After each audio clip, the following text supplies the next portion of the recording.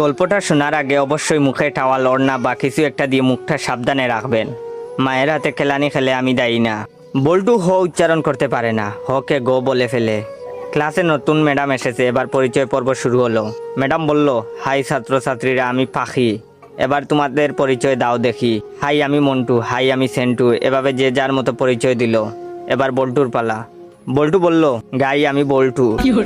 Madam বললেন, কি বললে হারামি? বল্টু বলল, গাই বললাম, আপনি আমাকে গাই বলেছেন, আমিও আপনাকে গাই বললাম। ম্যাডাম বললেন, কি তোর সাহস কি করে হলো আমাকে গাই বলতে? কে তোকে এসব বলতে বলেছে, বল আমাকে। বল্টু বলল, প্রধান শিক্ষক, তিনি বলেছেন ম্যাডাম এসে সবাইকে গাই বলবে, তোমরাও ম্যাডামকে গাই বলবে। বল্টুর কথা শুনে ম্যাডাম কাঁদা শুরু করলো। এমন সময় পাশের ঘর থেকে হেড স্যার আসলো। হেড স্যার আবার ক বলতে পারে না, ক কে প বলে ফেলে। হেড স্যার এসে বললেন, কি ব্যাপার ম্যাডাম, এভাবে পাচ্ছেন যে? প্রথম দিনেই ম্যাডাম রে এভাবে পাদানো হলো কেন? হেড স্যারের কথা শুনে ম্যাডাম আরো জুড়ে জুড়ে কাঁদা শুরু করলো। হেড স্যার বললেন, প্লিজ ম্যাডাম, আপনি এত জুড়ে জুড়ে পাদবেন না, আজ আপনার প্রথম দিন, আপনি এত জুড়ে জুড়ে পাদলে মানুষ কি ভাববে?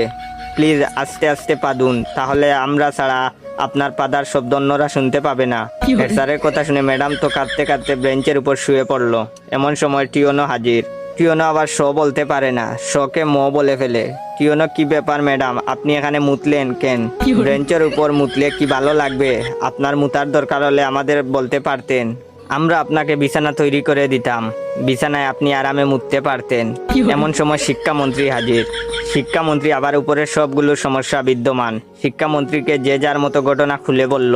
বল্টু বলল, আমি ম্যাডামকে গাই বলেছি। হেড স্যার বললেন, আমি ম্যাডামরে আসতে পারতে বলেছি।